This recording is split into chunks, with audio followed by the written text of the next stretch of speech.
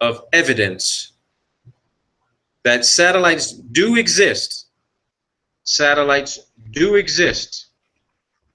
Okay? But there is nothing being put, with the exception of nanocube satellites, which are about, some of them are about the size of tissue boxes. Okay? Some of them are about the size of a Rubik's Cube, or something a little bit larger than a Rubik's Cube. But I am of the belief and understanding that there is no fucking possible way that anything weighing over a ton is being put in the nose cone of any rocket. I don't give a shit how powerful the rocket is. I put out videos, explaining to you guys what Don Pettit, NASA astronaut and PhD, who talks about the tyranny of the rocket equation. I put this out, and he explains, I don't explain it to you, but he explains how it is dumb mass, meaning extra weight, material, and scientific instruments, literally affects the entire performance of a particular rocket based on the amount of fuel it needs to have on board to do what it needs to do. And we all know through the Naval Research Laboratory during their rocket testing in 1954 that over a dozen rocket tests were conducted and nothing got beyond 73 miles. That's probably just under 200 kilometers, maybe about 400, 500,000 feet from the surface of the Earth.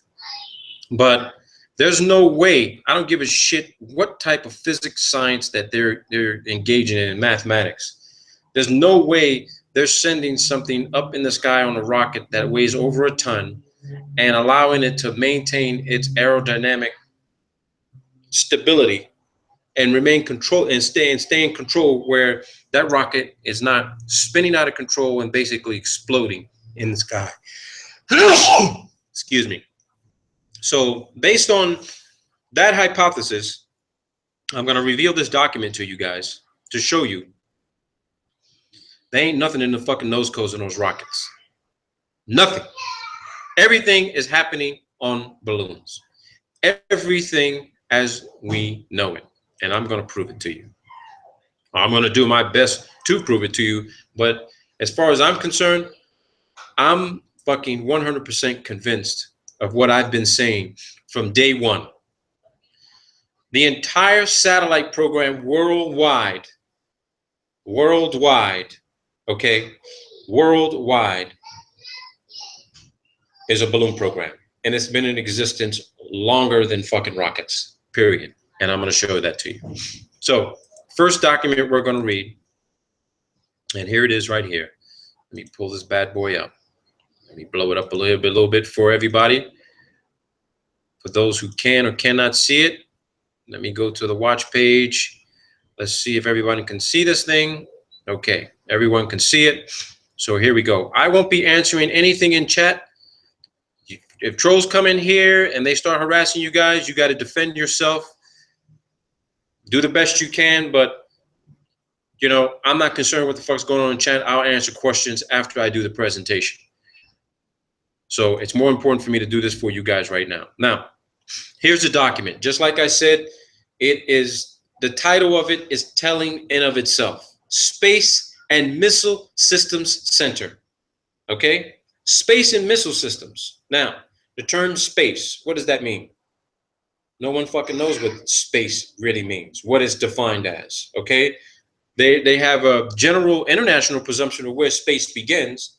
The U.S. Department of Defense classifies and categorizes space to begin at 80 kilometers. That's about 262,000 plus feet above the center surface of the Earth. That means the flat plane surface that we live on. You launch a rocket, boom, 262,000 plus feet above the surface of the Earth. That's US DOD standard. So according to the DOD, they got aircraft that could fly close to that, maybe half the distance. But the international standard is called what they call the Kármán line. Theodor von Kármán developed, him and a bunch of physicists and scientists from all over the world, including scientists from the United States, established in the 1940s that space actually begins at 100 kilometers. For those in the United States, that converts to 328,082 feet above the surface of the earth, okay? That is where actual space begins. Now, what is space? We can have several definitions of what space is. We don't fucking know. They're still studying it as we speak. So space definitely, that at that altitude, even at DOD standard, we got a serious lack of oxygen and all of the components and pressure and environments that are consistent on the surface plane of the earth. Okay? So in space, you have limited to almost zero aerodynamic control, astronomic control. You need some sort of vehicle that has to travel at ultra high speeds, beyond, well beyond the speed of sound, which is 760 miles per hour. Okay, it has to be traveling at high speed, you know, for it to maintain any sort of aerodynamic stability and function and control at those altitudes. So what is space? I have no fucking idea. They're still trying to figure it out, so I'm definitely not going to open up Pandora's box to get criticized for that. So, Space and Missile Systems Center. This is an interview with Lieutenant Colonel Harold E. Mitchell for the Corona program. Now, let me dive about the Corona program. The Corona program, okay, the Corona program is still a top secret program. It was a program launched by the National Reconnaissance Office, okay, in conjunction with the CIA. It's it's equipped with some very advanced optical equipment and photographic equipment to conduct mapping and reconnaissance intelligence gathering capabilities, okay? So I have that document pulled up here for you guys that we're gonna reference. We're gonna need that program. So this is a letter actually drafted August 21st, 1964 regarding a Corona mission. Now I need you to understand this. There were several Corona missions. So this is the importance behind proving that this satellite was never launched on a fucking rocket, okay? They had several missions. This satellite was put up on a gondola balloon. It did its thing for however many days or months, and then it was captured by a C-119 multi-engine turboprop U.S. Air Force cargo plane, specially outfitted to capture this thing to capture it using some sort of tail hook type of device, okay? So I'm not gonna read this entire document, but there's specific sections of this document we're going to address so I can prove to you guys that satellites are not floating around above 100, maybe 100, 200,000 feet. They are literally 10 to maybe 50,000 feet above the altitude where U-2 optimal flight range is. So, and I'll show that to you as well. The technical specs for U-2, they can go beyond 70,000 feet, okay? Beyond 70,000 feet. That's not their max operating altitude. They can go beyond that, okay? Now, the reason why I chose this document is for one simple reason, okay? Although this activity occurred between 1954 and 1956, and Corona program is 1958 to 1962, the subject time frame involves about 20 years, 23 years, okay? But look at the date of the interview, people. The date of the interview was October 1st of 2003, okay? Now, what significance does that play? One, to me, it's fairly recent. Even though this is 2016, that's 13 years, okay? This document was recently declassified as an interview, but it's also interesting to note that it was conducted by the Space and Missile Systems Center. All right? All right. So let's go on. This is the document I downloaded from the National Reconnaissance Office. I put the link inside the description section. Anybody can click on that and read it. If you want to go along while we're reading this, please do that. Click on the link, open up the document in PDF, go along with me on this so you can help me out if I develop some sort of confirmation bias or I get an episode of the Mandela effect while I'm reading it, okay? I don't want you guys to think that I'm being, biased on this whole thing. I'm being very open to it. Okay. So Robert McCulley was the of the history office at the Space and Missile Centers at Los Angeles Air Force Base. He said today is stand by here for a second, people. I've got some little one. I got a little one who's getting a little difficult. So excuse me for that. I can't control that. My wife is taking care of it. And, that's what you have when you have a 2-year-old and terrible twos.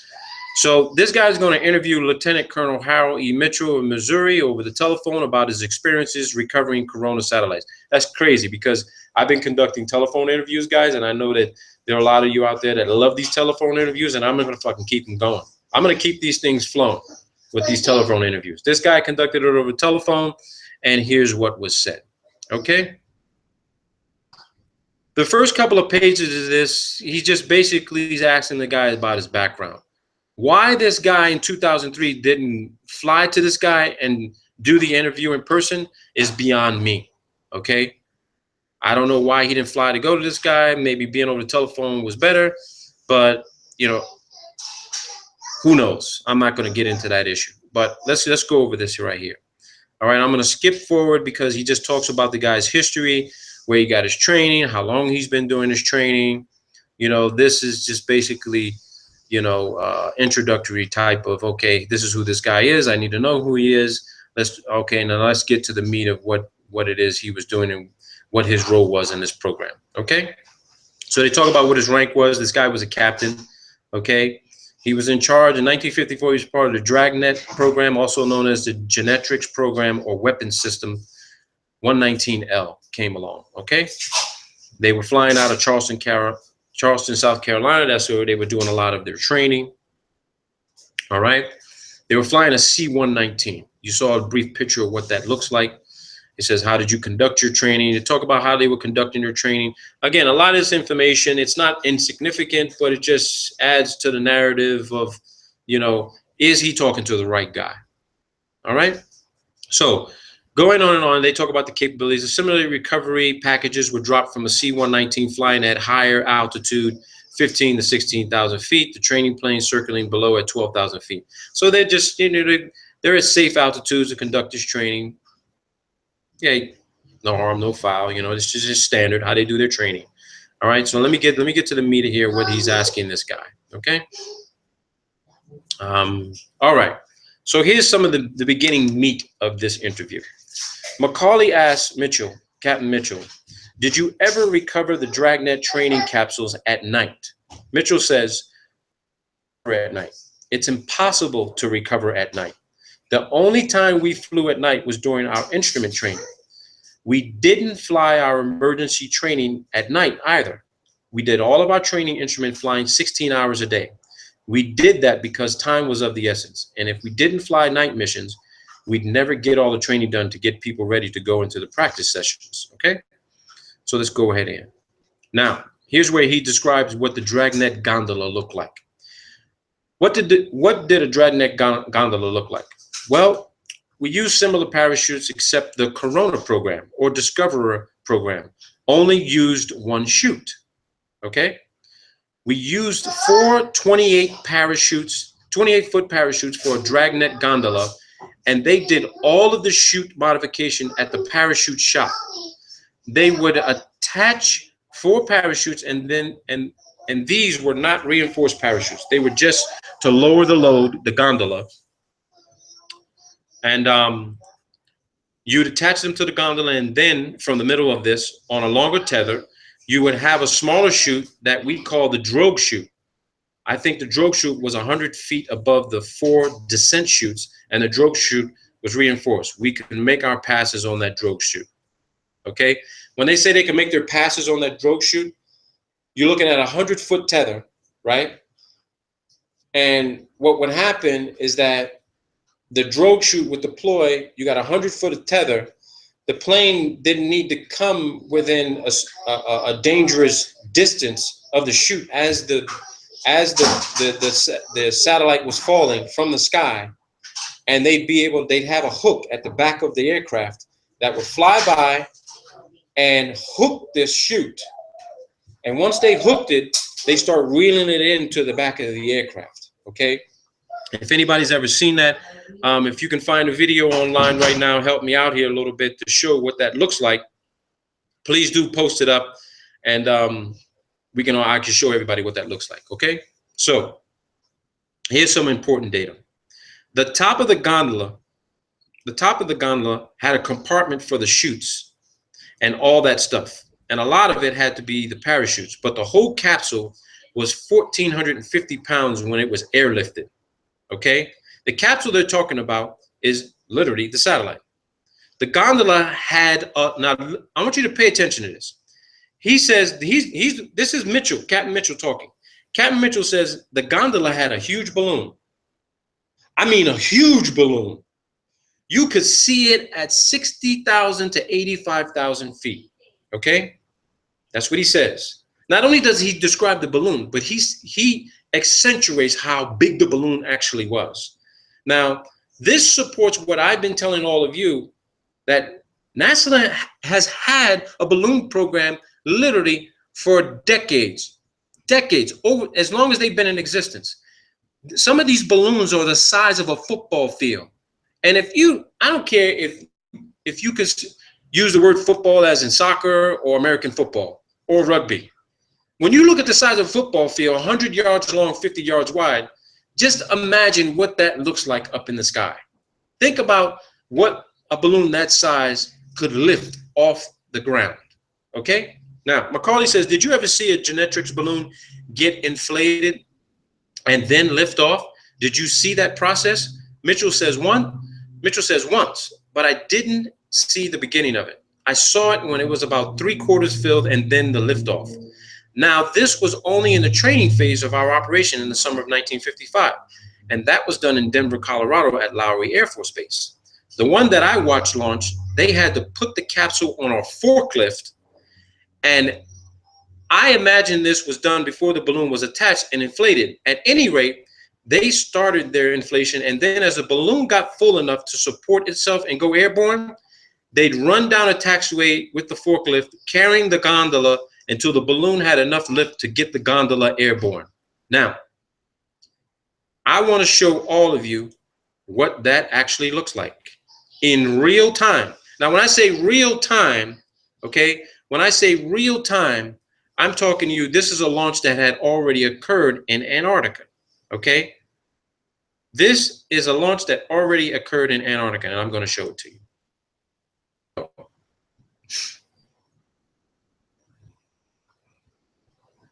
No, that's not the one I want to show you. That is not the one I want to show you. There's one that I do want to show you. Yeah, bear with me here for a second, people, because it was a minute long and I forgot to put the link in the description section. So just stand by here for a second. Bear with me. I don't want to make these presentations too long. I want to give you a month here. Stand by. Okay, here we go. This is what I want. What I just read to you. And here we go.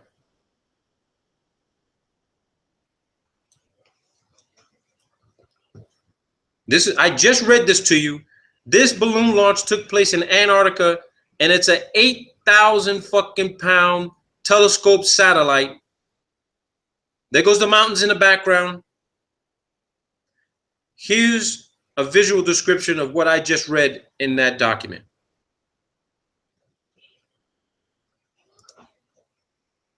Down a taxiway and getting in the loft and launching it. Watch what happens.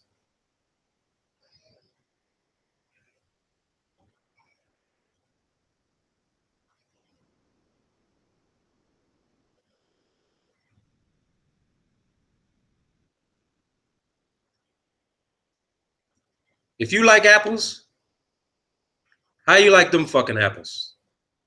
That's 8,000 fucking pounds, people. 1,000 pounds. That dome on the top is actually where all of the radio equipment is installed so that the C-130, so that a C-130 can communicate with it. It sends off a signal so that when these aircraft are in the air, they can detect the signal while it's up at 85,000 feet, 100,000 feet. Today's balloons get to about 130, 150, 180,000 feet, okay? And at nighttime, when the helium air is cooled down, the balloon drops in altitude about 10,000 feet, maybe 5,000 feet. And then when the sun shines back up on it again, that hot helium air expands and the balloon raises in altitude again. So you have this oscillation of losing altitude, gaining altitude, losing altitude, gaining altitude. Now, for anybody that hasn't paid close attention to what the ISS is doing, the ISS is doing the same fucking thing that balloons do. And I'm going to prove that to you as well, that the ISS, if it exists, which now I'm of the conclusion that it does exist, that means that the ISS is up in the sky. It's not at 245 miles. It's within, say, 150, maybe 250,000 feet. And it's oscillating just like these fucking balloons. Okay? And to prove to you where that site location is, this is Google Earth Pro. This is December 15th of 2009. Okay? This is Antarctica. Antarctica people. On the other side of Antarctica, so do this. I've shown this before on another channel. This is the launch site for the balloons. It's called the Wallop program. All right? The Wallop program. Based on the satellite imagery, okay, you have these large cranes out there, okay, launch site for the balloons. Further proof that they're using aircraft to capture these things down in Antarctica.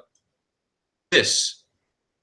Here goes your C-130s, C-7. These are your C-130s. These are your C-119s. Turboprop planes. And if anybody wants to say, oh, well, they're using this to transport people back and forth. Yeah, they are using people to transport back and forth. But guess what? These are also specially outfitted aircraft to literally recover when they intentionally burst the balloon. It comes down on a drogue chute, and these aircraft fly at 20, 30,000 feet, and they go and grab this fucking thing. Right there. There's your aircraft. 5.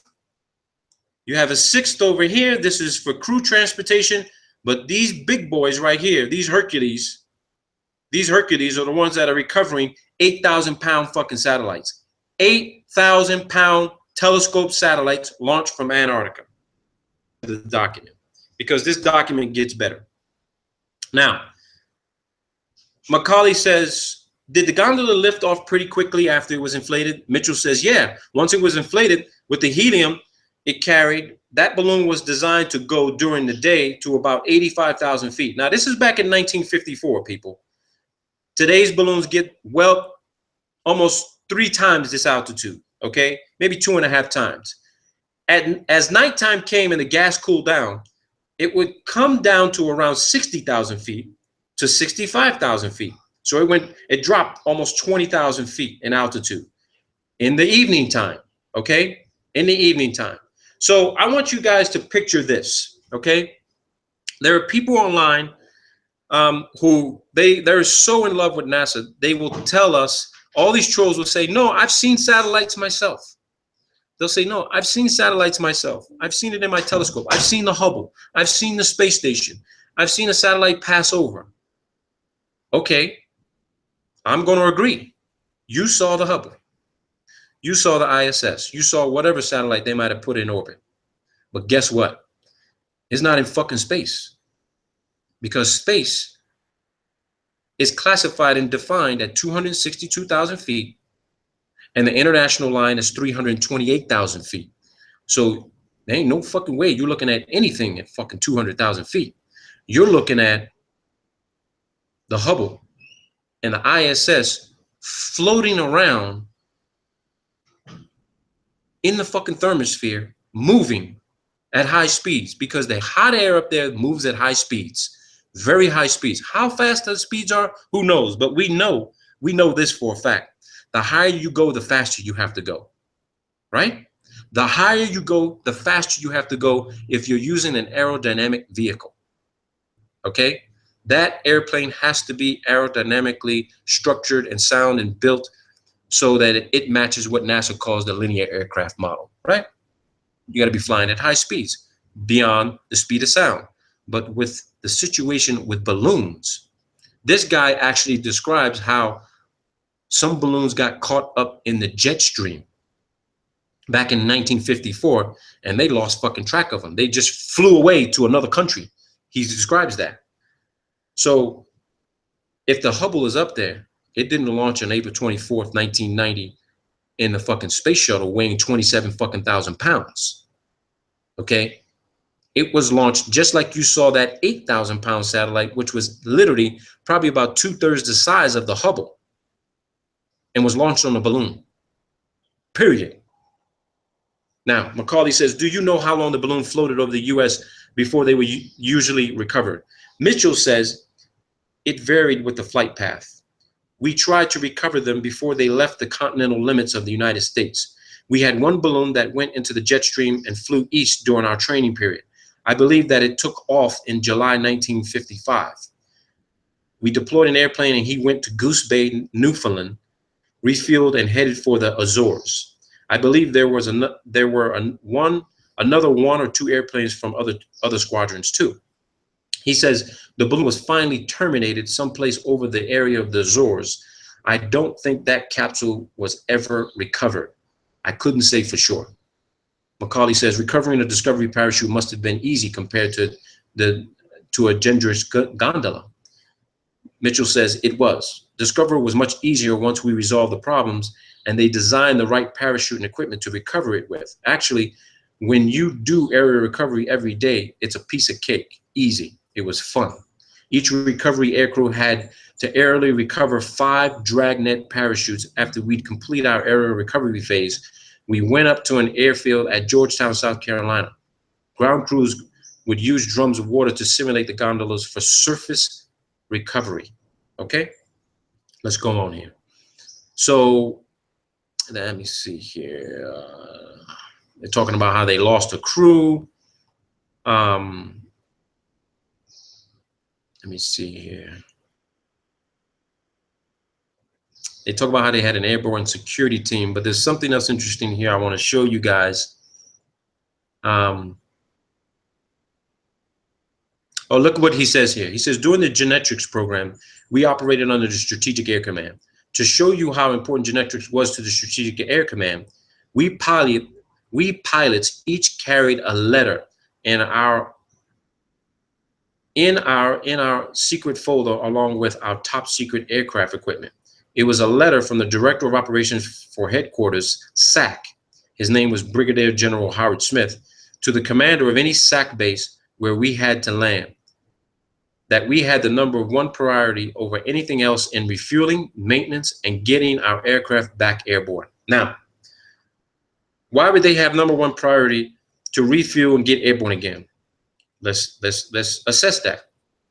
Well, if there's hundreds or thousands of fucking these satellites supposedly in space floating around, and we know now they were fucking balloons, and these things suffer some sort of malfunction and they come down, that airplane has got to go to that location to recover that thing so it doesn't fall down on somebody's fucking house or in their fucking backyard. That's what it comes down to. These airplanes had to be available nonstop to go anywhere at any time to recover this thing. And it had to be recovered once they got notification, hey, the balloon just popped, drogue chute, we need an aircraft up in the air immediately, okay? But I'm gonna show you how, I'm gonna show you proof that they couldn't get to one of these aircraft fast enough. They couldn't get to one of these satellites fast enough, and it actually crashed somewhere in a foreign country, And I'm going to read that document to you of what happened to it. Okay? So he says, you had a terrible time getting refuel maintenance or anything just to get out. On the way to California on that particular trip, I had to go from Greenville and refuel at Salina, Kansas, Smoky Hill. So let's go on here. Let me see here. And he's talking about some of the mission operations, standing orders. Let's see here. Okay, here's where they talk about getting in contact with one of the balloons. I then flew into Castle Air Force Base on Friday night. The next morning, we checked into the command post. The balloon had started traveling to the west, and they were concerned about it. So they scrambled us, and we started tracking after it. Each one of these balloons transmitted their own identification signal. By the time we made contact with the balloon, we were about 310 miles at sea, west of San Francisco. I didn't like us being out there by ourselves, especially making aerial recovery. At about 85,000 feet, after you sighted a balloon, you'd interrogate it. What they mean by interrogate is you do an inspection to see what's going on here. It could be some sort of decoy. The Russians used to do this. They used to do the same thing, drop shit out of the sky, making it and spoofing the signal to basically spy on areas in the United States, and they send these aircraft out there. The U.S. would send their aircraft out, and they'd have to inspect it to see what was really going on, if it was really their equipment or somebody else's equipment. And let me tell you what the Russians used to do. Okay, they would launch a decoy, and when an aircraft got close enough to it, and it was transmitting that signal, and that aircraft got close, they'd fucking detonate the thing, and it'd explode in the fucking air. That was your warfare there. That was your space Star Wars program. Star Wars program considered fucking using balloons and as bombs, basically. The balloon's radio signal would give you its code name or code number. If you wanted to terminate its flight, you had a black box up on the flight deck at the navigator station. He would dial in the code of the balloon we were trying to track, and the balloon would come back and answer. Then if we had clearance from the Charleston Air Force Base command post to bring the balloon down, we would insert another code. This then would ignite a blast from the gondola that would burst the balloon. After we terminated the flight of the balloon, here's what they say. It would do very much the same as the Discoverer did. It would fall so far, and then the drogue chute would come out. The chute would slow it down until it was at an acceptable altitude and airspeed. And then the parachute would get fully deployed. It was late. Listen to this, people. It was late in the evening when they authorized me to terminate the balloon. Now, how late in the evening could it be? We could be maybe when, maybe 9, 10 o'clock at night, 11. It could be in the middle of the night when they would authorize these balloons. Hey, go pop this bad boy. We don't want nobody seeing it. You need to go bring it down so that we could go send up another one later. Where would they send up another one? You'll see. I'll read off to you the countries in this document that they actually were launching these programs from. Okay? Macaulay says, once you recovered this gondola, what happened to it at that point? Mitchell says, we made the recovery on it, brought it back in. We were very low on fuel. I told them I was going to Castle Air Force Base to refuel. Then they deployed us to Offutt Air Force Base, Nebraska, where we delivered the capsule there. Where it gets interesting for me. Macaulay says, after you landed at Offutt Air Force Base to drop the gondola off, how did they unload it and take it away? Mitchell says they sent people out and it was offloaded. Where they took it to and what they did with it afterwards, we didn't know. That was not our mission. Dragnet was a top secret operation, gondola and all. The only thing that we were concerned with were the people who were not connected with the program, that they had no opportunity to see the gondola, so we carried sidearms. You hear that? They didn't want people to see this thing. So they were always strapped, ready to go, that if someone were to see one of these things, they had to deal with that person. You're not supposed to see these fucking satellites launched on fucking balloons. You're not supposed to see them land. You're not supposed to see them being offloaded. Now, this was back in 1954. You bet your ass the same thing is happening today. They don't want nobody seeing the Hubble come down on a fucking parachute. They don't want to see it. They don't want to see parts of the space station, which is in modules, detach, come down on a fucking drogue parachute, get captured by one of these C-119s or C-130s, taken down to Antarctica at the Concordia station. And just to remind people and to redress this, Concordia station, NASA classifies it as a hypoxic environment. Okay? They said the conditions at Concordia are more severe than being on the ISS. It's extremely fucking cold down there. So when astronauts actually are sent down there for cold weather training in the most extreme environment on Earth. They said it's more extreme than being at altitude. And it dawned on me now, when I got that document a couple of months ago, I started to put two and two together. How could there be a place on the surface of the flat plane Earth? How could there be a place at about 8,000 feet above sea level be more extreme than being at 245 fucking miles above the surface of the Earth, supposedly in microgravity? And I thought to myself, wait a minute, the ISS is definitely fucking not at 245 miles. Because if I can go to Concordia Station in Antarctica and literally be in worse conditions than being on ISS, then ISS conclusively has to be around 150, 160,000 feet on a fucking balloon. Let's keep going on. So this guy goes on and he says that, and this is what's interesting about this. He says he had an instrument problem on the airplane at Offutt Air Force Base, and the people came out to refuel the plane. I filed to come back to Charleston as soon as they offloaded the gondola. This was on a Sunday morning, and I'd gotten in there late Saturday night. The base operations officer said he was going to come aboard. He wanted to check Form 21A, which is my maintenance form. I lost an inverter and I had a bad generator, but I didn't want to fool around and stay at Offutt Air Force Base on a weekend trying to get it repaired. So while this guy's at this base, this captain, okay, some lieutenant colonel, he says he was a lieutenant colonel and he tried to come on board our airplane. And here's what happened. The captain, Mitchell, says, I said, I'm sorry, you're not allowed on board. This lieutenant colonel stepped up the ladder and started explaining that he was a Silverleaf, a lieutenant colonel, and I was wearing tracks, a captain. About that time, he heard the rifle bolt of a carbine slide home, load its ammunition. My crew chief was standing there with his carbine down at his hip. So the lieutenant colonel decided not to come on board. He decided prudence was better part of valor. So you see that?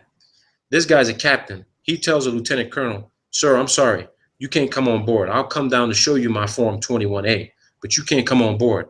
This lieutenant colonel says, excuse me, but I'm a lieutenant colonel and you're a captain. I can come on board. And one of this guy's crew chief says, I don't think so. He chambered around. Lieutenant colonel said that. And he's like, okay, no harm, no foul. Let me know when you come down and show me the form. I mean, come on, people. You're talking about an Air Force pilot, top secret security clearance, maybe higher, and they got authorization to kill one of their own people if security is breached. This guy's not even supposed to know what the hell is inside that aircraft. They were ready to shoot him. That's what you got to deal with. So, and Macaulay says, did the Genetrix gondola drop a capsule like the Discovery did? Mitchell says, no, the gondola hung below the 4 27-foot, 24-foot chutes. When you shoot the balloon down, all these parachutes packed on the top of the gondola deployed. The gondola would start then falling to the earth. He says, so you recovered the entire gondola. He says, you caught the whole thing. You caught everything except the balloon, and it was quite a load. Error recovery really was kind of a hairy operation because you're flying at such low speeds. We were especially low on fuel that night. We had to fly at about 115 to 120 knots just to keep our airspeed up. And with the beaver tail door open and the recovery poles and cables hanging out of the back of the end of the airplane, it took quite a bit of power, using quite a bit of fuel. So again, these guys are recovering things that are thousands of pounds, half a ton or more. They have to fly at low speeds just to capture the damn thing and make sure they don't rip the tether apart and lose the damn satellite. So once they capture it, they got to start reeling it in, and they got to maintain altitude and power, which uses up a lot of fuel just to stay in flight. And then they beat feet out of it and get the hell out of it and take it to where it needs to go. All right? Here, there's another section, Gentrix.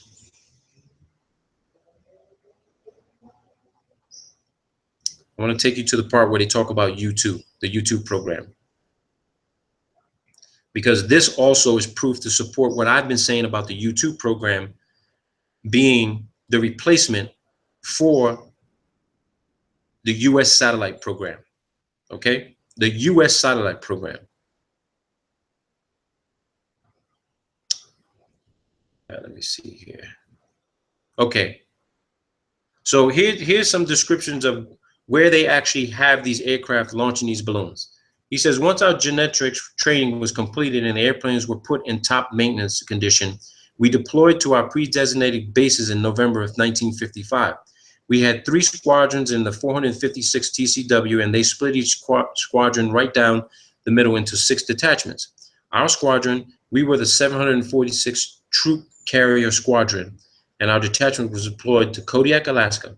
The 745th Squadron went to Adak, Naval Air Station, Alaska, and the other detachment was sent to Japan at Johnson, Misawa, Itazuku. Another squadron was sent to Kadena, Okinawa. Our headquarters was at Johnson Air Force Base. They had these everywhere, people. They had them in Germany. They had them in Sweden. All right. They even had some in Russia. So let me see here. I'm going to take you to the part where they talk about the U2 program, how U2 actually replaced them. Let me see here. Okay, here we go. They said that night the winds got up to, this is when they were in Alaska, he says the winds got up to 100 miles an hour. It sandblasted the airplane, absolutely sandblasted the paint off of it. About the 1st of April, the U2 started flying, so our missions were over. About the 1st of April, 1956. Okay? I'm going to show you Lockheed's site so we can look at U2 and do a little brief technical descriptive analysis of U2. Macaulay says, when you were flying out there looking for gondolas, were you both visually looking for them and listening to your radios for their signals? Mitchell says, we were doing both. In Alaska, the daylight hours are pretty short in wintertime. So they would give us the codes of the balloons that were flying in our area. The navigator would continually monitor the different codes with the ADF, the Air Direction Finder radio. The balloons had ADF beacons that we could come home in on. Each balloon had its own frequency. We would sit there and the navigator would keep scanning these different frequencies that we would get for that particular mission. Now, think about this, people. You have amateur radio operators out there all around the world who says that they can track the signals from satellite communications.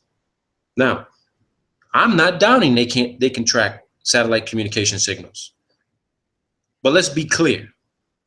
What we've all been led to believe what a satellite is something that is so far advanced and technically incredible that is floating around up there on its own. We see these on videos, we see this on television.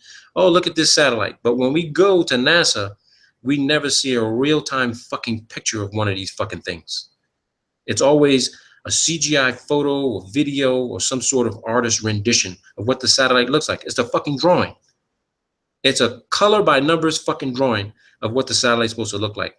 Every single video we've all ever seen, they're all CGI videos and images of satellites. They never show you the fucking thing in real time. Why can't they show you in real time? Because it's not where they say it is. But what is up there is a real satellite, but it's not at the altitude they claim it is. It is giving off a frequency and signature. It is floating in the sky, but not unaided. It's on a fucking 100-foot or more tethered balloon. You only see it at night. And when you see it, it's the moonlight or the sunlight reflecting off of this. Now I know why these satellites have to have these gold and aluminum reflective surfaces, because they are maintaining the lie, fraud, illusion. Oh, look at the satellite up in the sky. You see the sun reflect off of it? There it is. But you don't see the tether. You don't see this dark colored black fucking balloon floating in the nighttime sky. I'm going to show you guys a picture of the color of this balloon, and you tell me, there's no fucking way you'd be able to see this. And it's interesting that they fly these balloons at times and fly them on trajectories where they never come in front of the fucking moon at night, at a full moon, because then you'd be able to see the tether. You never see them in the daytime.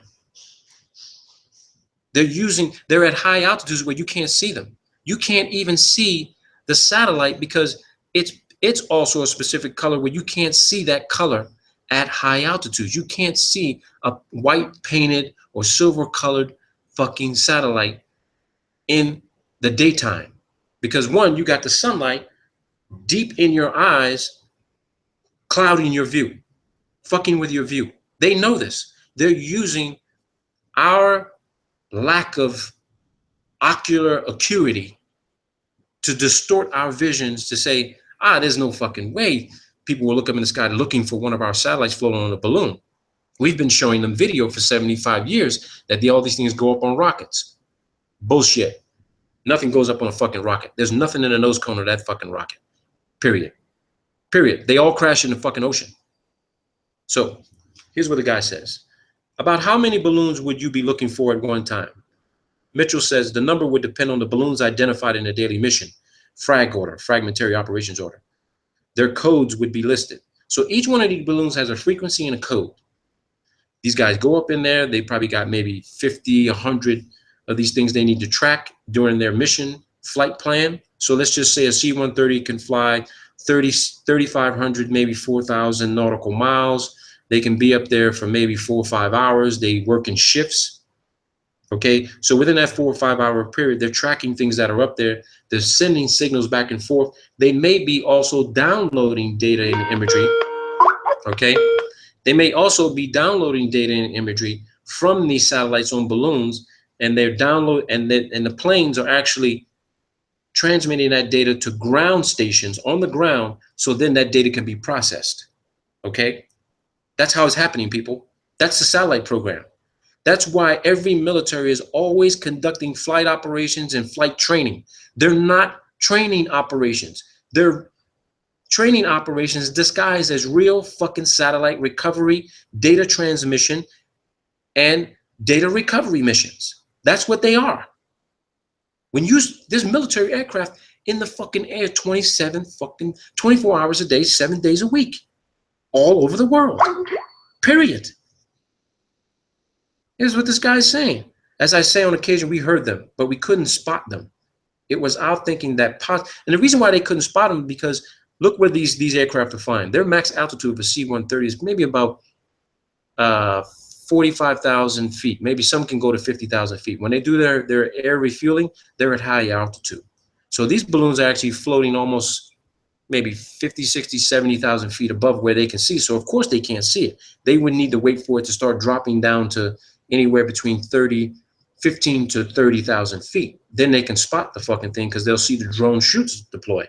This guy's saying, I think it was 10,000 feet the beacons would continue to function. We thought that they went down and were in the snow in the Brooks Range or some of the other mountains up in Alaska.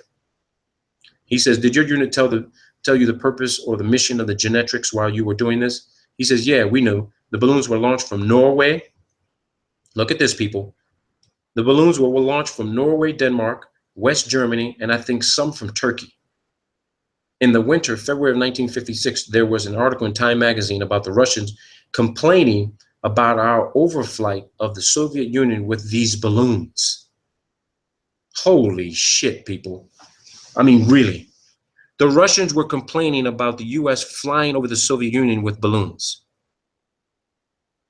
If you go back to fucking CIA declassified reports, the CIA unequivocally says that they were fucking conducting satellite fucking imagery of Russian fucking troop movements, missile launches, facility development.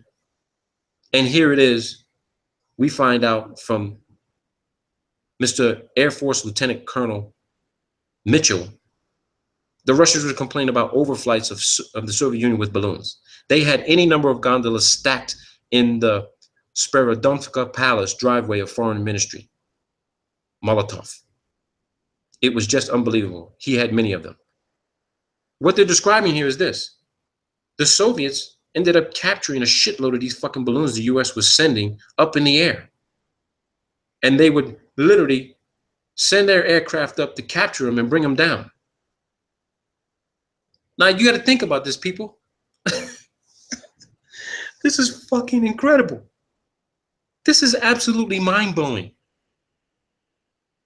You're trying to tell me that we've been spending trillions of fucking dollars for over 60 years for a fucking satellite program they claim is going up on a rocket, and it's just a fucking balloon you can buy from a fucking hobby shop?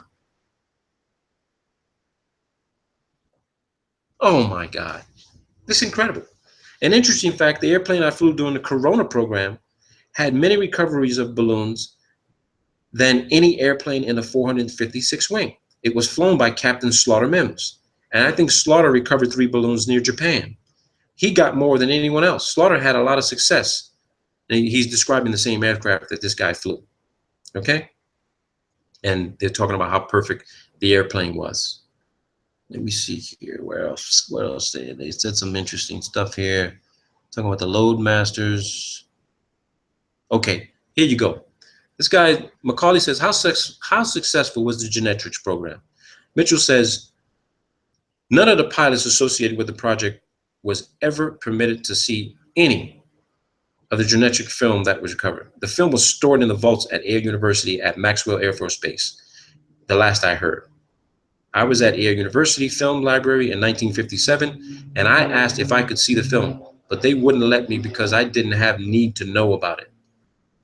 Outwardly, I understood that it was a fair success. We knew more about the Russians than we would have without Genetrix. It wasn't good enough to continue with in conjunction with the U-2. It was like the U-2 wasn't as good as Discoverer. I have a document and a study on Genetrix done by a gentleman up in Minnesota. It gives the number that was recovered. A lot of the gondolas went into the water and were never recovered. They had a saltwater plug in them that dissolved when the plug came in contact with the water and eventually sank the gondola. That's what they say. That's what they say. Now, get this. Macaulay says, did the public ever see the Genetrix gondolas and think they were UFOs? Mitchell says, I never heard of any reports of that nature, if there were any. There could have been. I don't know. You know, it's been so long since that operation. I don't recall any newspapers that might have said that they were UFOs. I know you could see the balloon. Listen what he says. He says, I know you could see the balloon very easily from the ground. It looked, here you go, people, smoking gun. It looked about like a silver dollar during the daytime because you couldn't see anything attached to it. You see this for yourself, people. He said you could see it from the ground and it looked like a silver dollar during the daytime because you couldn't see anything attached to it. So for all those naysayers out there that claim they've seen the Hubble, they've seen the ISS, they've seen other satellites and shit floating around in the sky. Think about this. That reflection that you see with the sun reflecting off of the aluminum surface or whatever type of aluminum, whatever type of shiny reflective material they're using for these satellites, you're not seeing the 100-foot or more tether attached to a goddamn fucking balloon the size of a football field up in the thermosphere potentially, carried by the jet stream flying around a specific territory that is tasked to fly around in. They said it plain as day. There it is right there. It looked about like a silver dollar during the daytime because you couldn't see anything attached to it. Macaulay says, at that time, did you normally call the program Dragnet or Genetrix? Mitchell says, we called it Dragnet. Genetrix was a classified code name for the program like Corona and Discoverer. Dr. Alvin H. Howell was the brains behind the balloon program. There you go. So this document goes on and on and on. He talks about a whole bunch of other shit after that. But what I want to show you is this. Here is, let me bring this to you. They lost one of these, okay? They lost one of the Corona satellites on a balloon, okay? This is a letter written to the Deputy Director for Science and Technology at the National Reconnaissance Office, okay? This was released, declassified and released by the National Reconnaissance Office November 26th of 1997 in accordance with Executive Order, I think that's 12958. Okay? No, I don't want anybody to freak out seeing that this is a secret document. It's already been declassified. It was sent for a memorandum to the Director of Central Intelligence. Now, I want you to see this. This is interesting. Very interesting. Because look what they say. Subject, Corona Mission 1005 incident. This memorandum is for information only. Corona Mission 1005 was launched on 27 April into orbit. Orbit? Orbit fucking where? They're considering orbit to be space. We know it ain't fucking space. All right? But that's moved. Let's continue on. Recovery attempts commencing 2 May were unsuccessful. Attached here too is a chronology of operational reporting received on this mission. Number 3, on August 5th, OSA received word from its security representative at the Air Force Base, Los Angeles, that a satellite capsule had been reported as coming down near the Venezuelan-Colombia border. The actions taken by OSA upon receipt of this information are detailed in a separate attachment. As a result of the investigation by the OSA in conjunction with the Caracas station and the embassy attaché office there, the following facts are noted. Listen to this. August 1st, first word was received by Caracas Army Attaché Office of finding of a capsule at La Fria, 500 miles southwest of Caracas in a remote region of the Andes. August 3rd, reconfirmation of capsule finding made by telephone call to Caracas Embassy. August 4th, representatives of the embassy viewed capsule at San Cristobal, to which it had been moved by political police. First press stories appeared. Okay? And the Venezuelans didn't play any games. Down here in Latin America, the US does some crazy shit. They publicize this shit. They don't keep that shit secret. August 5th, capsule flown by host government to Caracas. August 6th to the 10th, capsule held by Minister of Defense of Venezuela. All right?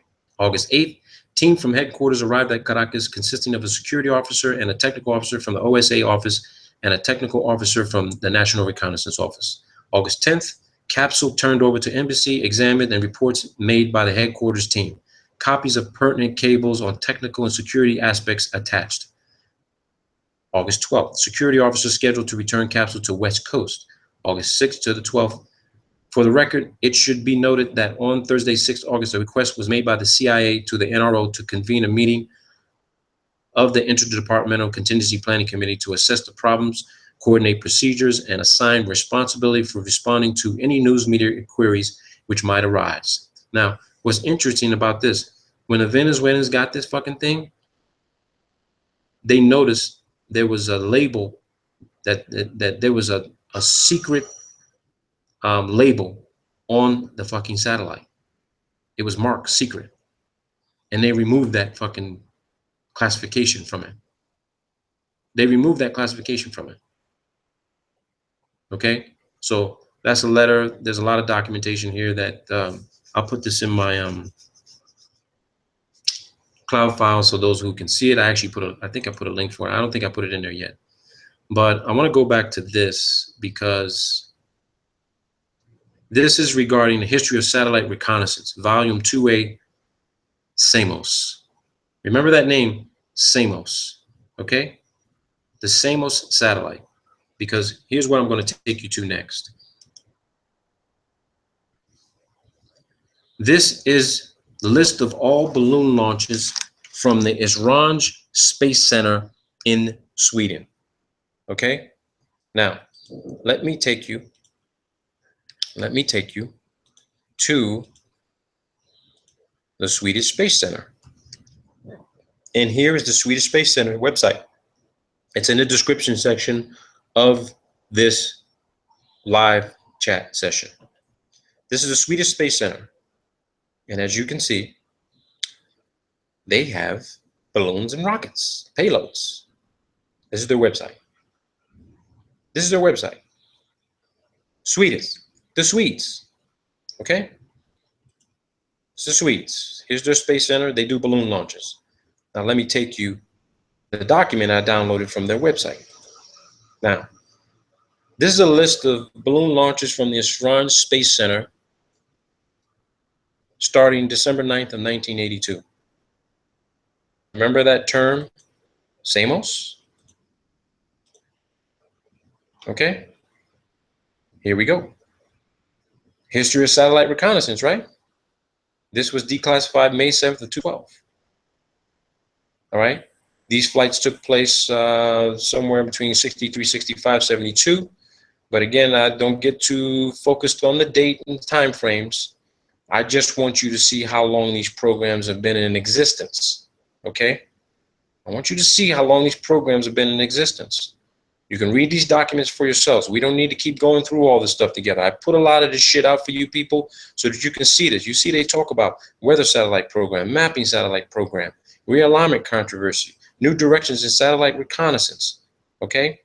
But let me take you to this document, which is very important, from the Swedes. This is not US oriented. I got this from a foreign country, okay? So you look at some of the launches. These are balloon launches, people. These ain't fucking rockets. It says it, list of balloon launches. So I want to go down this list and I want you guys to see something very, very fucking interesting. It may shock a shitload of you. It should shock fucking all of you. It didn't shock me because I've been known about this program for a long time, okay? And I want you to see something important. There's going to be some things here that you may see that are going to catch your eye, all right? Because I want you to look. You see the campaign, you look at the payload, all right? You got campaigns and payloads. And we're not going to go through all these codes, but you're going to see something that's going to catch your attention, all right? We're going to keep going through this, all right? Keep going through it. You're going to see something that's going to catch your fucking attention, that's going to blow your mind. I want this right here. I know this. This is a satellite. I'm going to take you to this too. There's a video of it online. Anybody want to search this right now? Type this in. ELHYSA. Echo Lima Hotel Yankee Sierra Alpha 3. Type that in to YouTube right now to see if you can type that in -satellite, and I guarantee you'll pull up the video for this fucking thing right now. But let's keep going through this so I can show this to you. You see this, people? What does that say? Mir. That's the Mir fucking module. That's the Mir space module that's supposed to be attached to the fucking ISS right now. That's the Mir space module.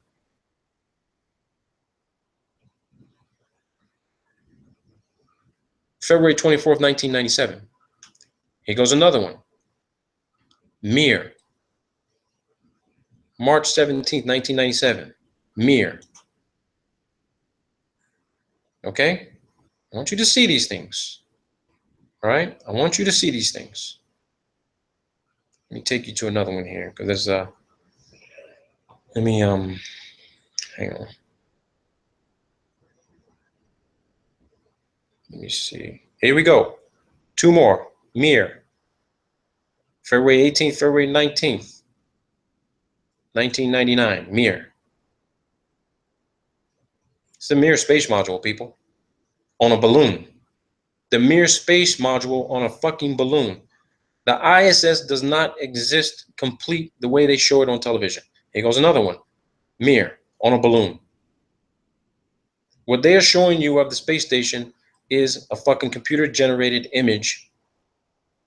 They are not showing you the complete fucking module put together, flying at 17,000 miles an hour for fucking 15 years. Here you go. Look at this. Support Mir. They sent up a support balloon to resupply the Mir on a fucking balloon. On a balloon, people. Look at this. Orion. Orion payload. Look at here. Inmarsat. You want to know where your satellite phone communications come from? Fucking balloon. A balloon, people. A balloon. I'll supply this document to whoever wants it. Here we go.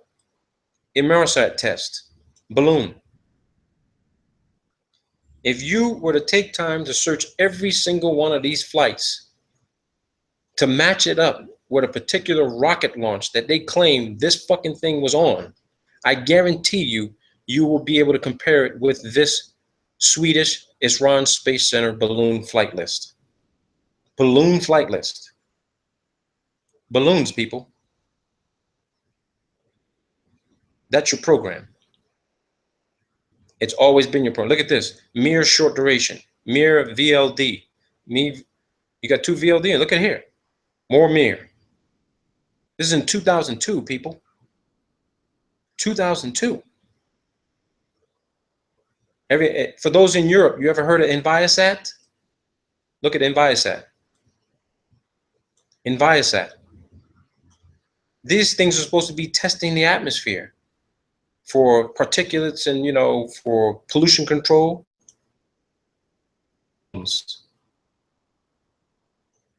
Balloons, people. You can't come to any other conclusion. You don't have any other information to prove you were at the launch pad and you saw them put this fucking thing inside the nose cone of a rocket. You didn't see it.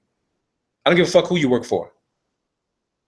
You can work for NASA, you can work for the fucking Germans, you can work for the Russians. You did not see what you thought you saw going into a fucking nose cone of a capsule and with an unedited fucking video stream and put on a launch pad and launched into the fucking sky on a rocket, on a fucking missile, a bomb. You didn't see that because it didn't fucking happen. Look at NASA. Why is NASA using the Swedish to launch a fucking balloon for them? Think about that. They're everywhere, people. They got relationships with all these fucking space agencies. They're carrying out the deception, the fraud, the hoax, the scam, the bullshit. It's all here. It's all here, people. I keep saying it's not what you know, it's what you can prove. You can talk about it all day long. You can claim this is your theory, this is your hypothesis. You ain't got no documentation to fucking back it up. You just want to show some bullshit video and you're not a videographer and you don't know how to do video analysis. You got to get the documentation. And here's the documentation right here. NASA, 2011, LAD, ESO, high wind. Just check these out. Because I've checked out all of this shit. NASA, 2003, 2013, Sunrise 2. Look at that. Balloon. Balloon, people. That's a complete list. It goes all the way to 2014. 2014, people. 2014. There you have it. There you have it, people. I don't know what else to tell you. I really don't know what else to tell you. Here goes another fucking balloon launch. Check this out. Just check this shit out. Check this shit out. Another satellite being launched from Antarctica. Check this out. You're going to love this one. That's Antarctica, people. Remember how we saw that circular launch pad? The bulldozer is smoothing out the ice and snow. Look at this. Just wait and see. Watch this.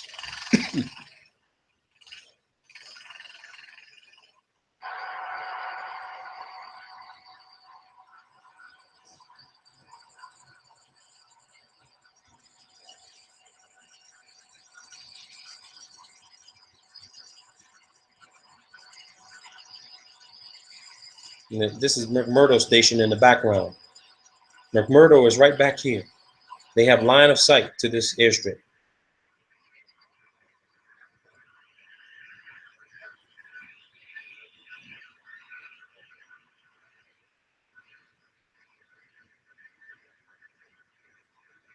Just look at this. This is your billion, trillion dollar fucking satellite program. A goddamn fucking balloon. A balloon, people.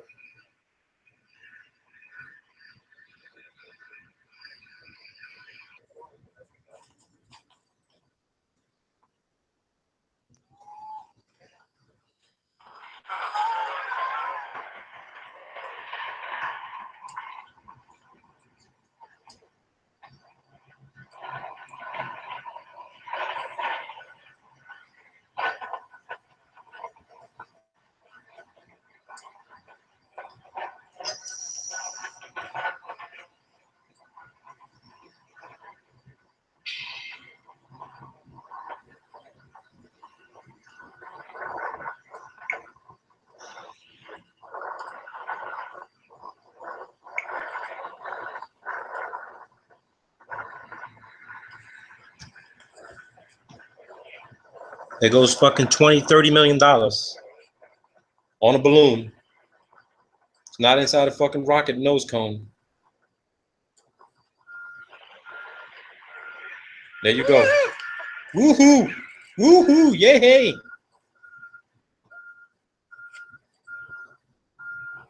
Now you want to know what NASA is spending all that fucking money for? On helium? NASA has spent a shitload of money on helium. So you got to ask yourself, what the fuck is all that helium for, right? You think, okay, maybe it's for the vacuum chamber. They're doing all kinds of testing. No, bullshit. That fucking helium is for their fucking balloon program. What else would you use fucking helium for? What would you use helium for? You use fucking helium to fucking float. It's at 18,000 feet right now. Come on, people. This common sense. This common fucking logic.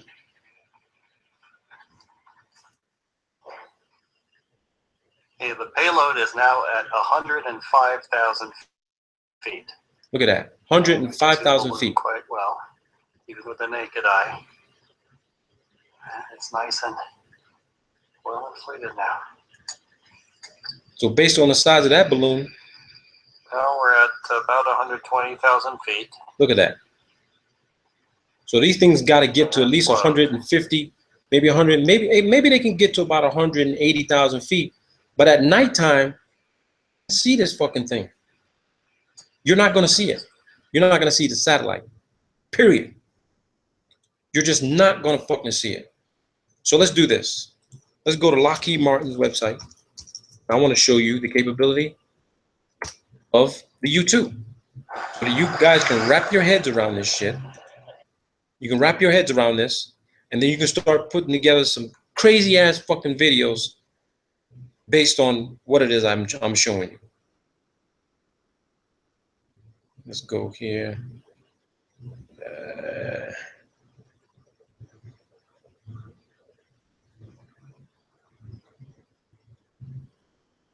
Aircraft. So let's go to aircraft. Lockheed Martin's been doing this shit for a long time in NASA, man. Long time. Long time, people. Very fucking long time.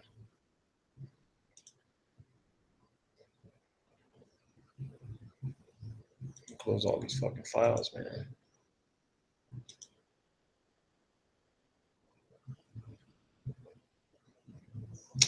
Come on, man.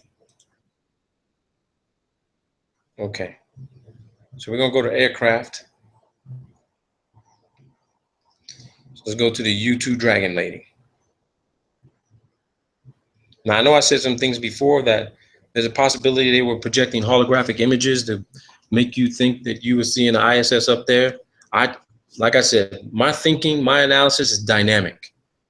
As I start finding more and more information, I change that shit. But I found out today that this new piece of technology they put on the back of the U2, that's for fucking satellite transmission and communications. This your fucking satellite dish. These things are flying up in the air, acting as satellites. Okay? Acting as satellites, people. And let me see if I can go to the product card. YouTube product card. Let's see. Let's go to that.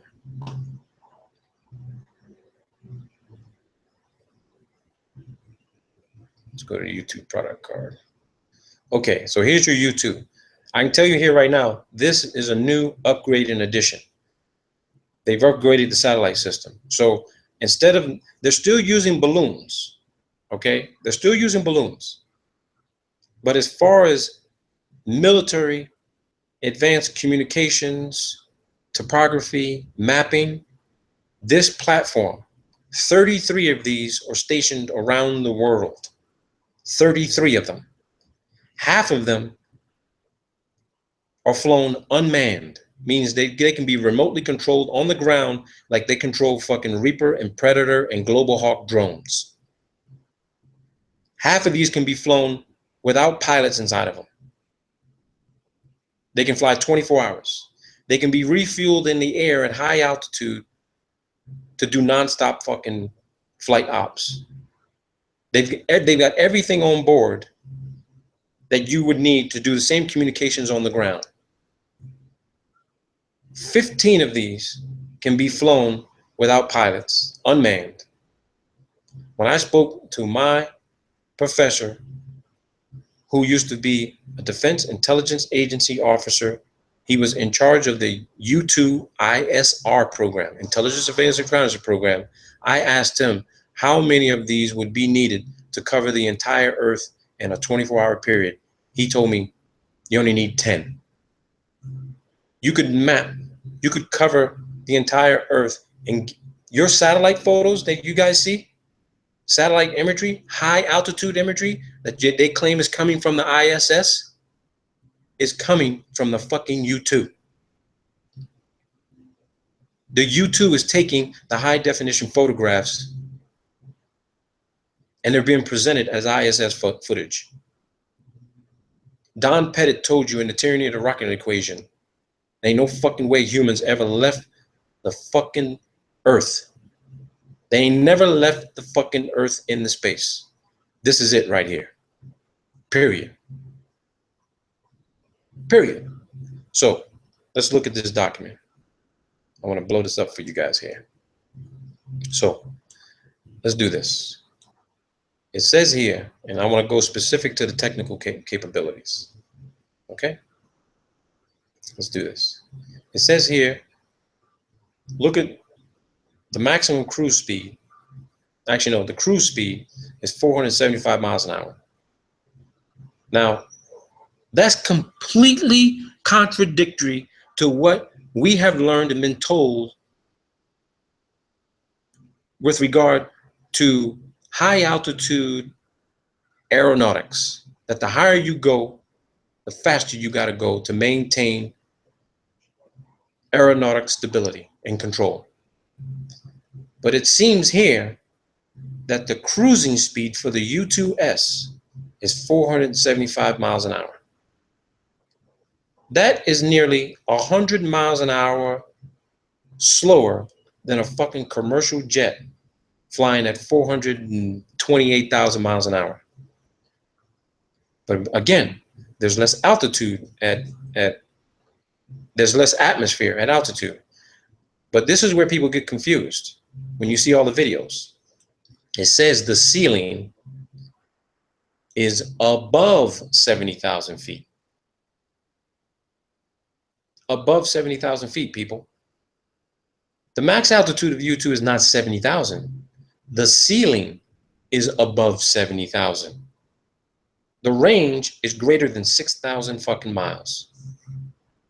Which means if the cruising speed of U2 is at 475 miles an hour and it can go above 70,000 feet, that means that there's no fucking way That means that there's definitely atmosphere. There's definitely a shitload of atmosphere that is breathable. You can operate in it above 70,000 feet. They know this because they were launching fucking balloons to 85,000 feet. And you use less fuel at 475 miles an hour above 70,000 feet. You don't see this fucking thing in the sky. You don't hear it. You don't see the vapor trails from the U-2. This is the cruise speed. Maximum weight, 40,000 pounds. So would you think maybe possibly they could put some sort of advanced optical scope on this bad boy? Because the Hubble was 27,000 pounds. Maximum weight of this is 40,000 pounds. So how much advanced imaging and communications equipment you think you can put on this platform? A shitload of it. A shitload of it. It's twice it's twice the mass of Hubble. Flying at above 70,000 feet. Here it is right here. And look at the price. Here's what's interesting to me, the coincidence, people. The Hubble, they claim, cost $1.5 billion. The Hubble. 1.5 billion. Look what it says here. The recent 1.58 billion in system upgrades includes sensor upgrades, improves radar, multi-spectrum imaging and signals collection, sensors and data links, a new F-118 GE 101 engine, improves range and altitude, lowers operating costs and reduces weight by 12%. Glass cockpit, new defensive suite, improves survivability against the latest generation of missile and fighter threats. 1.58 billion. The Hubble, 1.58 billion. Sophia, 1.5 billion. What the fuck? That's like the magic fucking number, man. That's the magic number for a lot of this bullshit.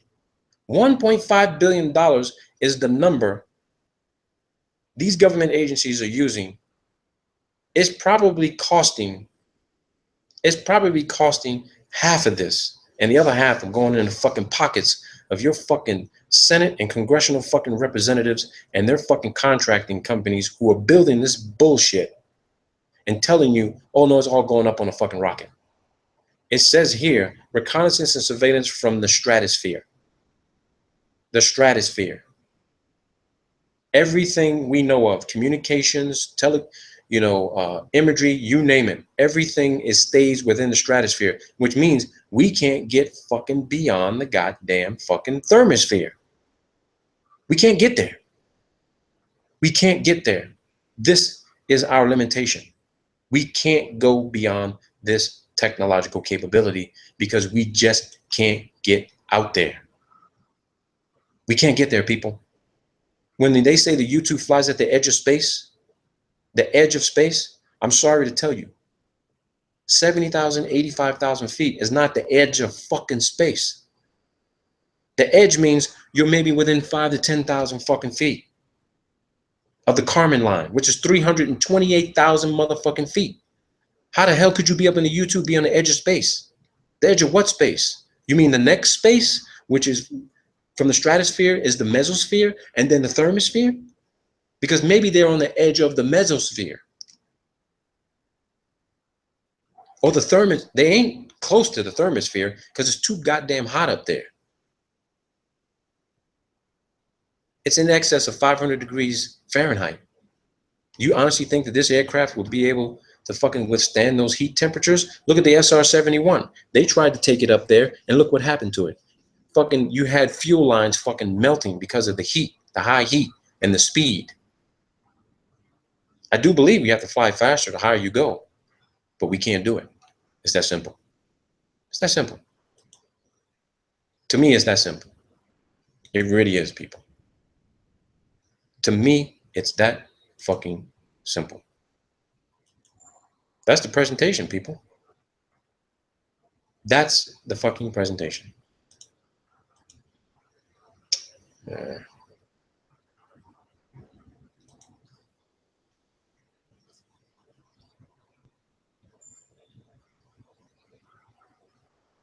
So I'm open to questions. Did everybody see that? Did something happen? Did I lose people? I don't know what to say. I'm open to any questions from anybody. I'm just open. Ask me anything on chat. And if you appreciated the presentation, can everybody hear me? Can you just give me a thumbs up that everybody saw that? Because I wasn't watching the watch channel, the watch page. I don't know what you saw, what you didn't saw. Did everybody see all that? Balloon technology is far more advanced. Did everyone see the share screen? Just give me a thumbs up, people, so I know that everyone saw that, because I had nobody helping me out to tell me if you could still hear me or whatever it may be. Okay. No glitches for me. Thumbs up. Okay. You guys appreciate that? You have any other questions? Because I'm going to tell you here right now, I think I've come probably to the pinnacle of all of my presentations. I think I've put it all together in one presentation for you guys. You can look at all my videos. Some of you may like them, some of you may not like them, but you know what type of guy I am, what type of researcher I am. That's my motto. It's not what you know, it's what you can prove. Okay? That's what it comes down to. That's definitely what it comes down to, people. Okay? You know what I'm about. You know what I'm about. And I think and to add to that, I want to say this. I want to say this to everybody. We all know that commercial airliners have a ceiling of 50,000 feet. 50,000 feet. Commercial planes, if you're flying a single engine turboprop, a dual engine turboprop, a single engine jet, double engine jet, multi-engine jet, if you're a commercial pilot, you've got a ceiling of 50,000 feet. The optimal operating altitude is somewhere between 35,000 to 45,000 feet. But I came to this conclusion. I've heard stories that there's a 50 to 60,000 foot ceiling over Antarctica. Okay, over Antarctica specifically Antarctica. Okay, and it dawned on me why there was that altitude, and I just figured it out putting this presentation together today. The reason why they can't have planes flying above 50 to 60,000 feet over Antarctica is simple. The fucking balloons are coming down there. The balloons are literally being recovered down in Antarctica, and the planes can't capture these balloons and these satellites until they get to about 20 or 15,000 feet. So if you got a fucking plane flying above these top secret operations of satellite recovery, then that means that every passenger on that fucking plane is watching this plane snatch a fucking satellite out of the sky and take it back down to Antarctica. And then all the people on the plane are like, what the fuck did I just see? Because there is a company who actually, you can pay $6,000 to $7,000 to fly over Antarctica on a Qantas airline flight. And get this, they don't fly above 30 to 45,000 feet over Antarctica. They are told they have to fly at 10,000 feet over Antarctica. 10,000 feet. Now that makes perfect sense, because they don't want those fucking passengers seeing what the fuck is going on above 10,000 feet. I know now why commercial airlines cannot or forbidden to fly above 50,000 feet, and you just saw it for yourselves. They don't want commercial customers, commercial passengers looking out the side of their fucking window, watching a C-130 fly around recovering fucking satellites out of the sky in the stratosphere. They don't want people to see that, because the lie that they want you to believe is that everything's going up on a fucking rocket. Everything.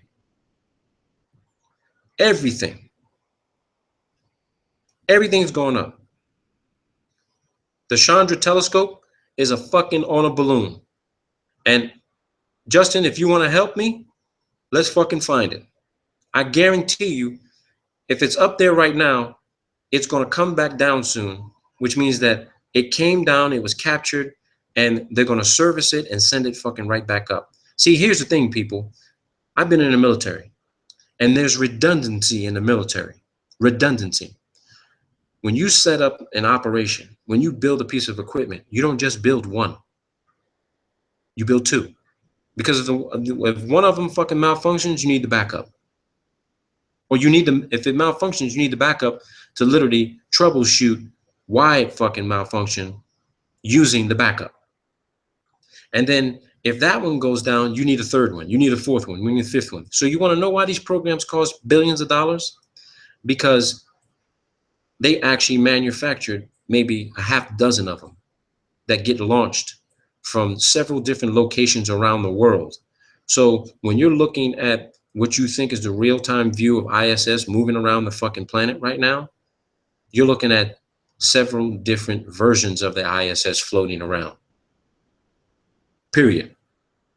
Period. That's what you're looking at. They've got multiple assets up in the sky floating around on fucking balloons. Now, I want to go back to an issue. And this is the issue I want to go back to. The ISS. I'm going to pull that up. No, here's the thing. You guys can do it. I want you to go to the European Space Agency site, or just type in track the ISS. And there are several sites that are tracking the ISS. Okay? Several sites tracking the ISS. Let me see if I can pull it up here for you guys. I'm going to do another share screen so that you guys can see this, because I actually have it on one platform that you guys can actually see. And it's important to see this because it gives you it will give you a complete view of what the fuck is really going on up in the sky. All right. And let me see this right here. Let me see this. I'm going to do another share screen with you guys so you can see this, because it's very important for you to see it. I pulled it up yesterday, and it was a very, very, very good tool that I captured. And I'm going to pull this up for you guys so you can see this. Now, let me see. Let me know when you guys can see this. I'm going to turn off the visor. So here we go. These are, and I can't make this fucking thing bigger either. There we go. There we go. Okay. So if you're looking at this, here's the deal. If you can see this, this is the ISS. Okay? Here's Hubble. Here's Hubble. Now I want you guys to notice something. Can everybody see this? Can everybody see this? Could you see that map page I was showing? Thumbs up. I just need a couple of thumbs up, that's all. Couple of thumbs up, that's it. All right, let me show this to you guys. If you look at this, here's what they claim to be the Hubble. Okay? The Hubble. They claim the Hubble is at 541 fucking miles. All right, that's what they said. 500, and it's traveling at 27,323 fucking miles an hour. That's what they say. All right? That's what they say. And it's at 541 miles. The ISS, they're claiming the ISS is at 402 miles. Okay? 402 miles. No. My mistake, people. Let me digress. Let me retract from that. My mistake. If I'm right on this, and I need somebody to help correct me. They say the distance is 1,036 kilometers. But see, I don't believe that. I'm going to tell you why I don't believe that. And this is the reason why. I think this is 541,000 feet. This is what I think. I think this is 5,405. I think this is 541,000 feet. Okay, feet. That's the Hubble. 541,000 feet. I think the ISS is at 402,000 feet. And the reason why I say I think the ISS is at 402,000 feet is because every shuttle launch I've ever seen, the telemetry data, the shuttle detaches from the main fuel tank at around 345,000, 350,000 feet. And now this data makes sense to me. It's not 508 fucking kilometers. It's that's the comparison. I think it's at 402,000 feet above the surface of the Earth. That's where ISS really is. And Hubble is about 100 miles away from it. But if you notice, right, these fuckers, if this were timed correctly, the ISS should come within range of Hubble. You guys want this website address? It's satview.org. Satview.org. Okay? Satview.org, tracking satellites. Use this platform. Use this platform based on the data that I provided. Satview.org. Look what the ISS is. Now, I want you to notice something, people. You notice how the elliptical orbits, they come back down to Antarctica? You notice this? You notice how they all slope back down to Antarctica? Some of them, nothing goes up here. Nothing goes where Chris talked about, called the DEW line, the distant early warning line, up in this area here. Nothing. Nothing's going up here. Here's Antarctica, all down here. Everything is taking that loop. Everything is getting within range of a C-130 to fly off the coast of Antarctica, capture it when it's down here. See, this is a National Oceanic Atmospheric Observatory satellite, NOAA, NOAA 1. It goes one right here. So every time a satellite gets within range of Antarctica, they'll send something out to check to see how it's doing, what its health is like. Now, this is fucking strange. Why is there a satellite named ISIS and one named ISS? Isn't ISIS a fucking terrorist group? ISIS is a terrorist group. They got a satellite named after it. And then you got the ISS. Here's the ISS. There you go, people. Here's the ISS.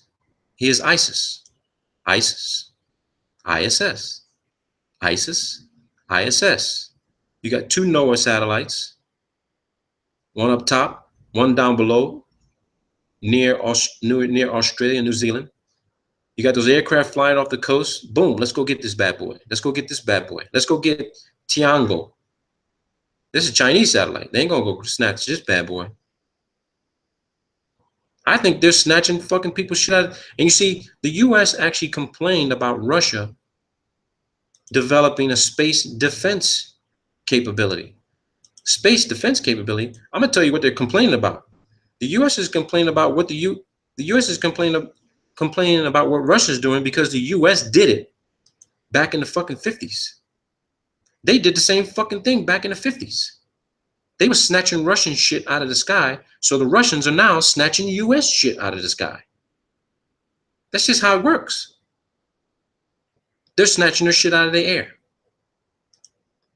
with fucking planes. When you hear about Russian B-2 bombers flying over the Arctic and coming within, distance of the US coastline, you best believe the Russians are out snatching shit out of the fucking North American skies. Using the B-52, using the Russian bombers, because the Russian bombers are capable of snatching large, massive payloads out of the sky. They're capable of doing it. You saw it for yourself, people. You saw it for yourself. It's that simple. It's that simple. It's that simple, people. It doesn't get any fucking complicated than that. The whole entire satellite program is not on a fucking rocket. It's not on a rocket. Period. Period. And like my saying goes, you guys know my saying. What can you prove, huh? Nothing. Where's your evidence, huh? That's my saying. What can you prove? What can you prove?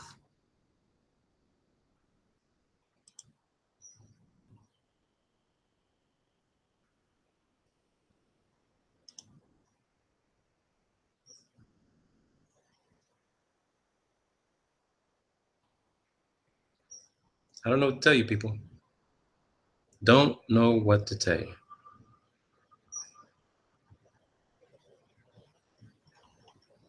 It's amazing. I don't know how anybody out there can be talking about anything else other than the evidence I showed you what exists in Antarctica, the satellite program, the ISS. You know now how the ISS could exist. You know now how the ISS can exist. It's that simple. The ISS is not there, is not up in the sky as an entire Legoland constructed 100-yard long, 50-yard wide fucking contraption. It is up there. You saw it for yourself. It is up there in its individual modules. Think about this, people. I think that when Scott Kelly and Mishka, that Russian astronaut who were up there for a year, I think that Scott Kelly and that astronaut Mishka were in a separate module by themselves, floating on a balloon for 1 year. I think that they were resupplied with additional helium and replacement balloons so that they could stay up there.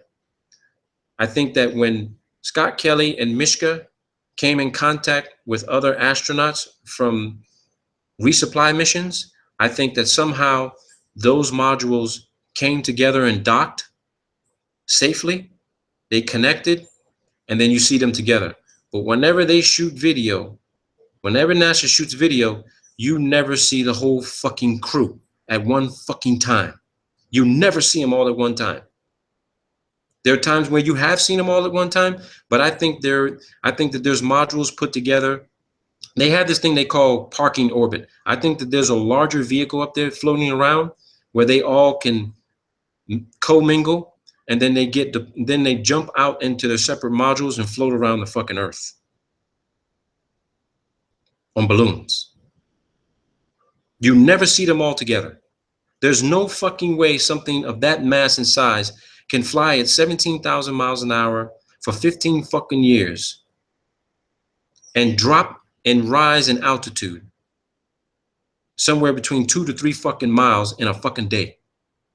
Because once it dropped in altitude, you got to put a lot of fucking effort in making sure that thing gets back up to where it does. And you saw the document I showed you where they can get a balloon. They got a balloon in 1950 to 85,000 feet. And then at nighttime, when the air cools down, the balloon drops 20,000 feet. So you tell me how something the size of a fucking football field could drop 20,000 fucking feet during the nighttime and then somehow float the fucking back up where it was when it started. That's based on the laws of physics. That's fucking impossible. It's fucking impossible. All of you who are watching right now, all of you who are listening, you have my unfeathered permission to share this video, share this hangout. You can edit it, whatever the fuck you want to do with it. But please, show some professional reciprocity. Show some professional reciprocity and give me the fucking credit. Because there ain't nobody out there doing the shit that I'm doing. There's some people out there really doing the shit, but you guys see how I'm putting it together. It ain't fucking fancy. It ain't high speed. It ain't elaborate. It ain't government funded. I ain't financing shit. I'm doing this shit in my spare time, but I love what I do. The truth is so precious that she must be guarded by a bodyguard of lies. And my goal and my ambition is to assassinate those fucking bodyguards, to kidnap the truth. Because like Winston Churchill said, the truth is so precious, she must be attended by a bodyguard of lies.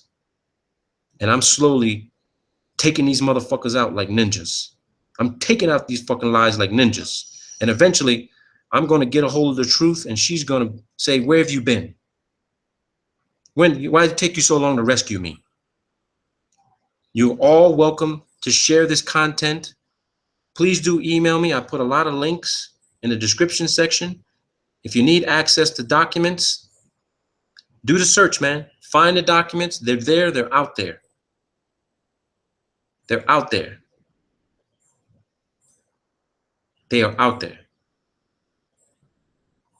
Put together your own content, but please do show some professional reciprocity. Give me the credit.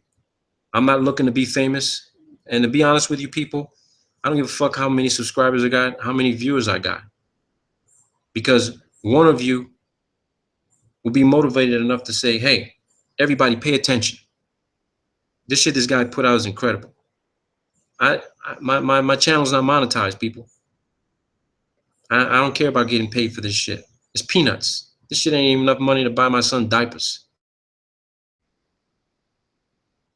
I do it from straight passion. And I do my homework. And it's my motto. It's not what you know, it's what you can prove. Anybody come at you telling you, it's all bullshit, you don't know what you're talking about, then fuck, okay, then don't do the talking.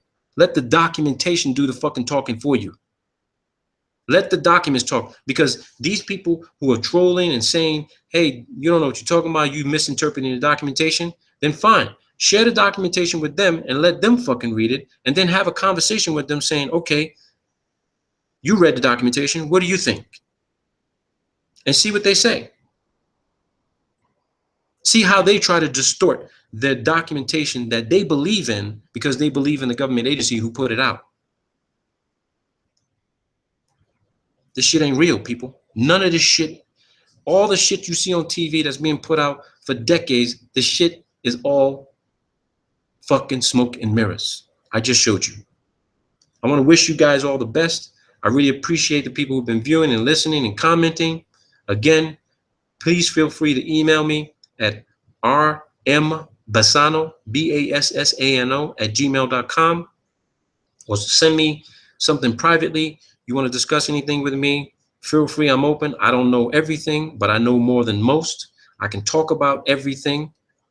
And if I don't know the answer, give me 24 hours. I'll have the answer for you. I'll have the answer for you. I'm about lifelong fucking knowledge, understanding, comprehension, and truth. And if I don't know something and I need to know it, I'm going to learn it. Real fucking fast. Real fast. None of my fucking data can be fucked with because it comes from the source that generated. I go to the genesis of the information. So please, feel free, people. Have a free-for-all. Edit your asses off with any video you want to download from my channel. For those who have access to my secure cloud, feel free. There's documents in there I haven't even fucking used in my presentations. So be my guest and download that shit.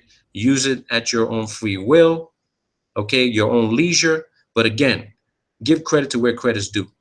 I'm not looking to lead this shit. I'm not looking to be in the spotlight, the limelight, have people, says, hey, this guy should be this. I just don't. I don't care about the subscribers. I don't care about any of that shit. You guys know yourselves, when you look at see how many people have subscribed to me, believe me when I tell you, 10 times that amount of people videos. A lot of them don't want to subscribe just because they don't feel like it. And I don't have a problem with that. So I don't want you to get discouraged by the numbers you see on my channel thinking they don't like this guy for some whatever reason, so maybe I should stay away from him. No, believe me, you see me post some new shit, you know it's some good shit. And I welcome you. You're open to come into my house. When I say my house, I'm talking about my channel. You can come into my house, knock on the door and says, hey, Robert, can I use this? Yeah, sure. Hey, go be my guest. Because I had somebody use my shit regarding the construct of the earth. The video was titled the equipotential ellipse. The earth is an equipotential ellipsoid. And the guy promoted the fucking information, presenting it like I was saying the fucking entire earth is flat. And I had to copyright strike that motherfucker. I don't fucking believe the entire fucking earth is flat. It's an egg-shaped ellipsoid undergoing flattening with a flat plane surface in the middle with level waters. That's my belief. I'm not no fucking flat earther. Because a flat earther can't even define what the fuck they mean when they say flat earth. They better say the ground they fucking walking on, because the rest of the system above them ain't fucking flat. It's some sort of weird ass fucking concoction that we still trying to figure out what it is, but they have an idea that it's some sort of ellipsoid that is undergoing flattening, meaning the pressure is increasing. And there's more, the land is expanding. There's more land out there. There has to be. There's definitely fucking more land out there. And I want to know where the fuck it is. Because I think when people die, when you leave the physical body that you're in right now, I don't think there's a fucking heaven. I think these people's spirits are being transferred into some other dimension outside of the realm we call our environment, into maybe one of these land masses, which may be other fucking countries and different civilizations of peoples. I really believe that now. There's a lot more land out there. And it's being kept out of reach. It's being kept out of knowledge from us. Our entire fucking map we know of is wrong. Wrong. There's landmass missing. Missing. I think that's what they're hiding with the whole denial of the flat earth. They're denying that there's a shitload of more land out there, and the rich and these governments are trying to get it for themselves and leave us here to try to kill each other. That shit ain't gonna happen on my watch. It ain't gonna happen. I'm gonna find this fucking place. And if it happens to be an island just for us, okay, we gonna name it the Republic of fucking Flat Earth. That'll be we'll have our own defense force, every fucking thing. Be fruitful, people. Multiply this data, put it out there. I want to thank all of you, man. I'm done with this presentation. Again, feel free. I got Skype as well. You can Skype me at r.m.basano on Skype. We can have a free-for-all and talk. I don't care who you are, but if you try to say some crazy shit to me and telling me, you know, and being a troll, I'm gonna tell you here right now, it ain't gonna last long. So be good to each other, people. Take care, and I thank you guys for viewing. Peace out, man. Again, it's not what you know, it's what you can prove. Have a great Sunday.